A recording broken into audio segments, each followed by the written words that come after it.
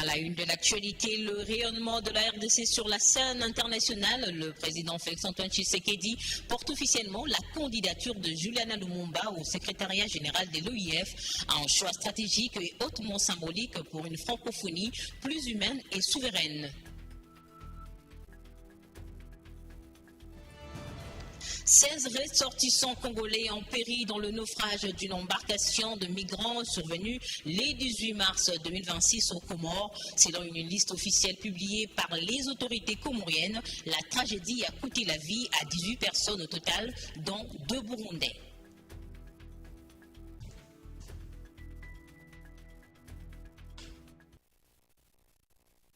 Nouveau journal sur SVTV, bienvenue à tous. Je l'ai dit en titre, le président de la République, Félix-Antoine Tshisekedi, a officiellement présenté la candidature de Juliana Lumumba au poste de secrétaire général de l'Organisation internationale de la francophonie OIF.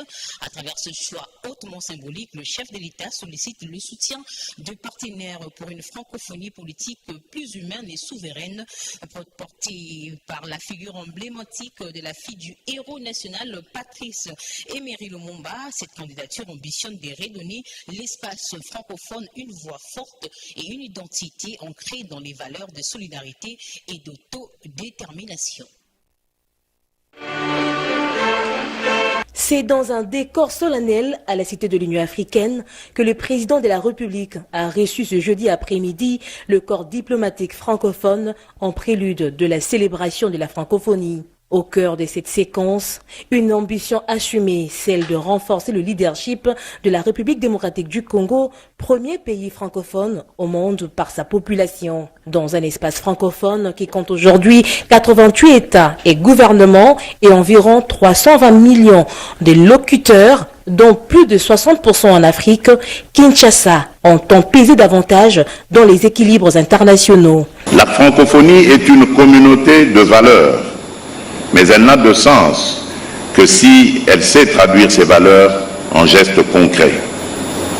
À cet égard, je voudrais redire avec une sincère gratitude combien le peuple congolais a été sensible à l'élan de solidarité manifesté par le groupe des ambassadeurs francophones accrédités à Kinshasa. Le 20 mars 2025, alors que la République démocratique du Congo traversait l'une des périodes les plus douloureuses de son histoire récente, marquée par les atrocités commises dans l'est du pays et l'occupation de Goma et de Bukavu, votre déclaration commune et votre mobilisation en faveur des enfants devenus orphelins ont constitué un acte de fraternité d'une haute portée morale.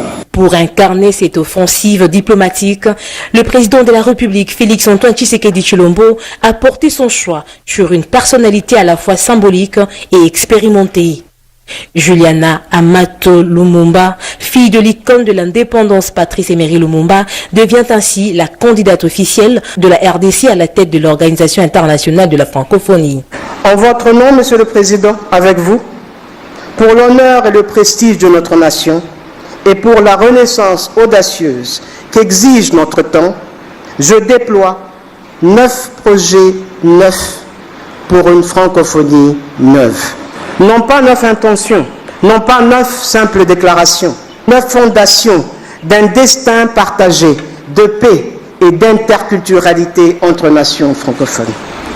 9 projets pour une espérance organisée du bien-vivre ensemble entre francophones du monde entier.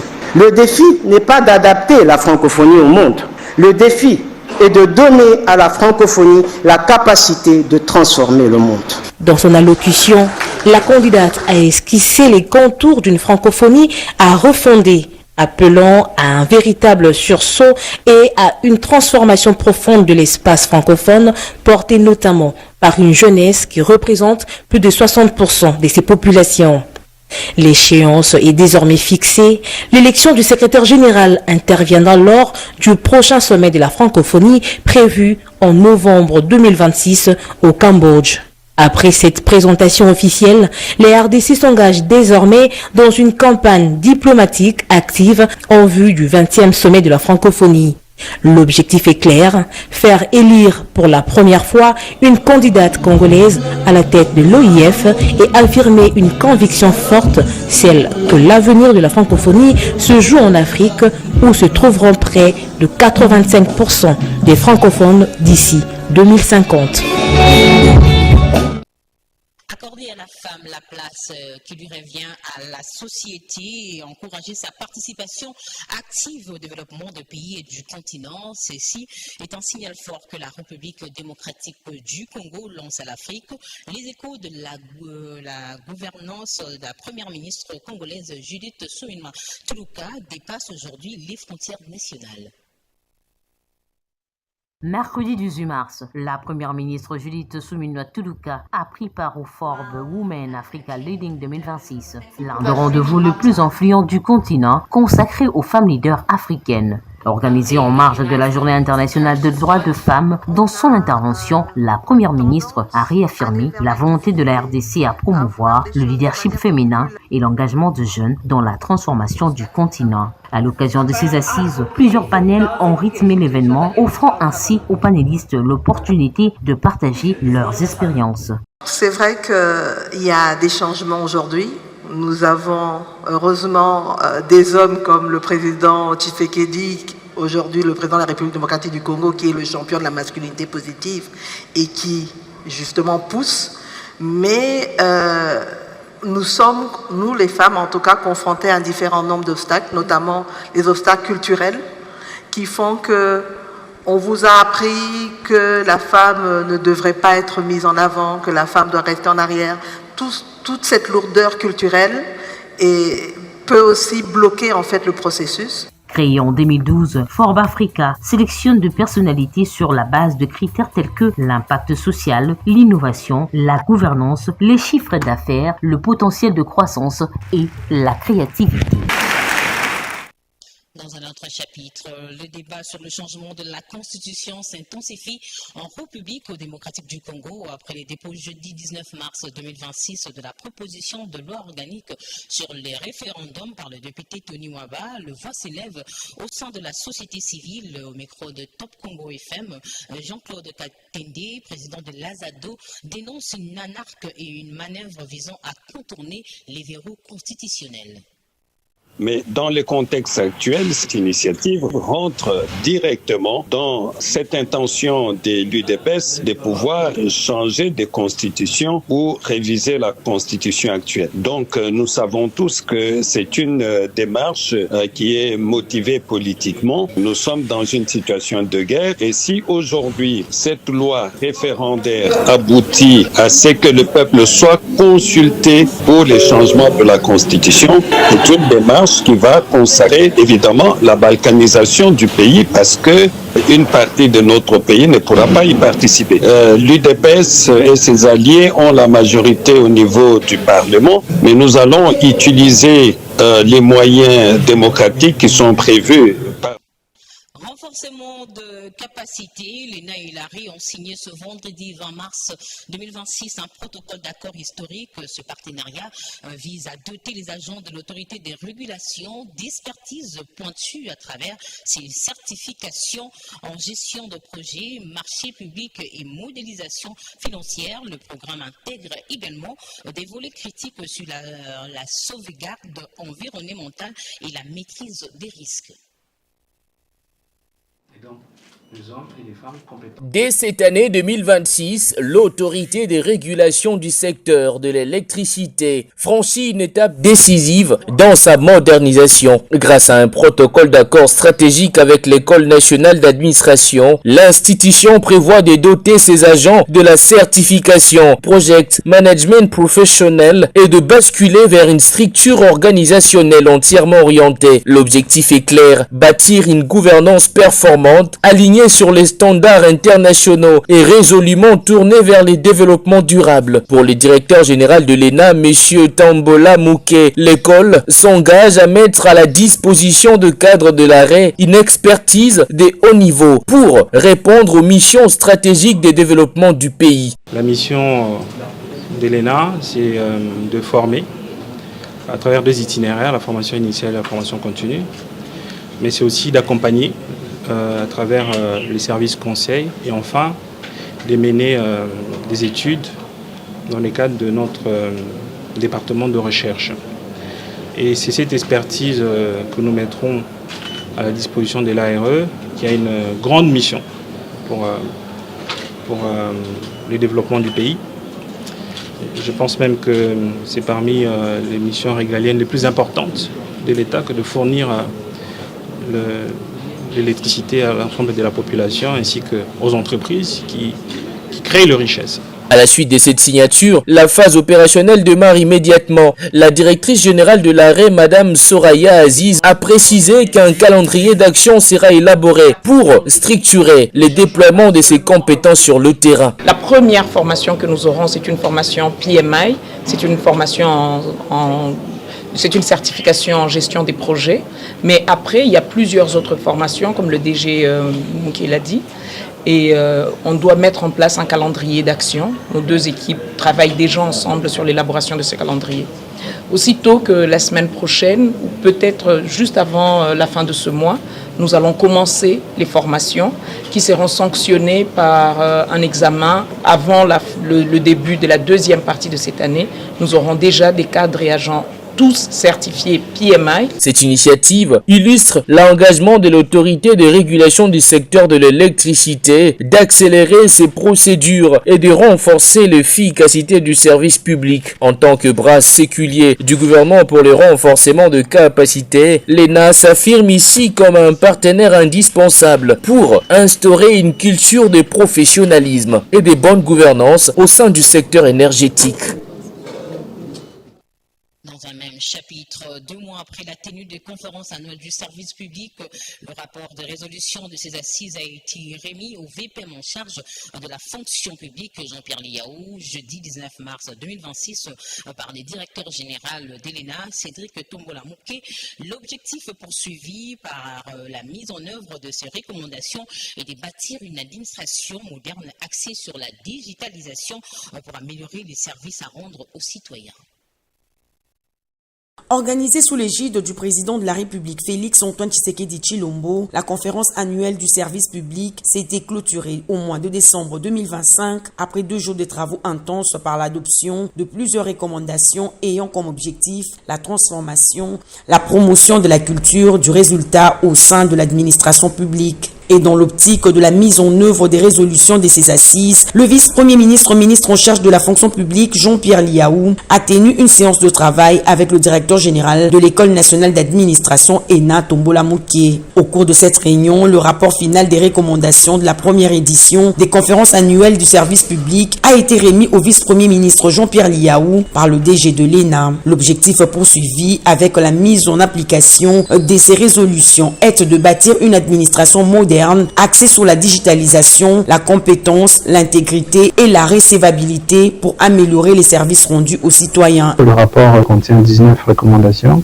mais le focus, au-delà des recommandations, c'est vraiment cet apprentissage mutuel entre les services publics à travers les stands et les prix du service public. La première édition avait porté sur le thème bâtir des services publics de progrès, fondé sur la compétence, l'intégrité, la digitalisation. Les panels ont été organisés autour de ces thématiques-là. Maintenant, il appartient à l'autorité de transmettre ces rapports acquis de droit. Ce qui nous concerne, c'est de faire en sorte que cette initiative reste pérenne. Après avoir reçu les orientations stratégiques de l'autorité des tutelles, le directeur général de l'ENA a confirmé la tenue de la 2e édition au mois de novembre 2026, cela dans le but de consolider les acquis de la première édition visant à promouvoir la culture du résultat. Lutte contre les pandémies zoonótiques aux frontières de la République démocratique du Congo. Il s'est ouvert ce vendredi 20 mars 2026 un atelier de mise en place du Fonds du paysage du Grand Virunga. Cette activité a réuni les acteurs de la santé, la société civile ainsi que le membre du gouvernement provincial, lancé par Priska Luanda Kamala, coordinatrice principale du gouverneur militaire du Nord Kivu en charge de santé. Cet atelier a pour objectif d'établir un fonds dédié à la prévention et de définir une stratégie opérationnelle des mobilisations de ressources auprès d'un éventail de partenaires du secteur public et privé. Militaire actuel auquel fait face le paysage Grand Virunga nous rappelle que les menaces liées aux maladies transmissibles de l'homme à l'animal et vice-versa demeurent une réalité permanente en raison de la forte interaction entre l'homme, l'animal et l'environnement. Ainsi, l'objectif général de cet atelier est d'établir un fonds dédié à la prévention et au contrôle de la préparation, de la prévention et de la réponse, et définir une stratégie opérationnelle de mobilisation de ressources auprès d'un éventail de bailleurs et partenaires du secteur public et privé. Spécifiquement, nous devons comprendre qu'il sera question de définir les cadres institutionnels et juridiques du Fonds du paysage Grand Virunga, définir la nature et les orientations du Fonds du paysage Grand Virunga, élaborer un plan stratégique de mobilisation des ressources, mettre en place des outils financiers et opérationnels pour la gestion du Fonds du paysage Grand Virunga et enfin développer les outils de communication pour la réussite de ces projets. Ce fonds est destiné à financer durablement les actions de prévention, surveillance, vaccination, gestion des risques phoniques et de renforcer les capacités, mais aussi à mobiliser les ressources auprès des partenaires publics, privés et philanthropiques. À cette occasion, je salue l'engagement de notre autorité provinciale dans sa lutte ardente pour le bien-être de tous. Mes remerciements s'adressent également aux différentes organisations non gouvernementales, aux sociétés et entreprises qui ne cessent de soutenir les gouvernements provinciaux. Leur appui permanent permet la mise en œuvre stratégique et réussie de projets pour la sécurité et la bonne santé des communautés au Nord Kivu. C'est sur cette note que je déclare, au nom de son Excellence, Monsieur le Gouverneur de province, le général-major Somo Kakule Evariste, ouvert cet atelier de mise en place du fonds dans le cadre du projet de renforcement de la préparation, de la prévention et de la réponse aux pandémies zoonotiques dans les paysages grands. Le bourgmestre de la commune de Makina a présenté un important lot de véhicules destinés à renforcer la sécurité des personnes et de leurs biens à l'autorité de la province Fifi Masuka Saini. Cette acquisition a été sur fonds propres de la commune. La cérémonie de remise symbolique s'est tenue à l'esplanade de l'hôtel du gouvernement provincial. Suivez. Dans les soucis de renforcer les mesures de sécurité dans sa juridiction, les bourgmestres de la commune de Manika, Maître Thierry Mujinga Sambumba, a présenté à la gouverneure du Lualaba, Marie-Thérèse Masuka Saini Fifi, un charroi automobile destiné à lutter contre le banditisme urbain et certaines poches d'insécurité. La cérémonie s'est déroulée à l'esplanade de l'hôtel du gouvernement provincial en présence des membres du gouvernement, du cabinet de la gouverneure, ainsi que du comité provincial de sécurité et le conseil communal. L'autorité municipale de Manika a expliqué la motivation de l'acquisition de ces véhicules pour les services de sécurité avant de remettre symboliquement les clés à Marie-Thérèse Masuka Saini Fifi. Toutes les fois que nous sommes avec vous, vous ne cessez de nous rappeler que nous devons mettre en exergue la vision du chef de l'État exprimée par les slogans « Le peuple d'abord ». Ici, il est question du peuple d'abord dans le volet sécuritaire. Là, présenter les voitures que nous avons dotées à la police de circulation routière.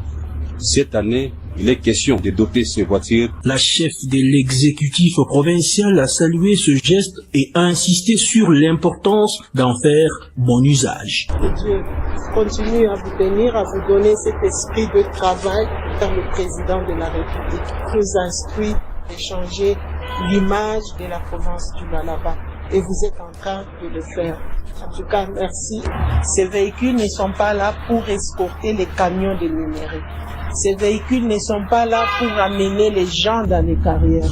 Ces véhicules sont là pour poursuivre les bandits, pour sécuriser la province du Lualaba. Elle a ensuite remis les clés au ministre de l'Intérieur qui les transmettra à son tour au numéro 1 de la PNC Lualaba. Le conseil municipal de Manica, présent lors de la manifestation, a salué la gestion rigoureuse et transparente de Thierry Mujinga Sambumba. Ça, c'est la collaboration.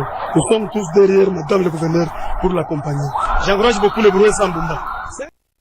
Et pour terminer, naufrage aux Comores. Le bilan est lourd pour la République démocratique du Congo. 16 ressortissants congolais ont péri dans le naufrage d'une embarcation de migrants survenue le 18 mars au large de Michiamuli aux Comores. Selon une liste officielle publiée par les autorités comoriennes, la tragédie a coûté la vie à 18 personnes au total, dont 2 Burundais.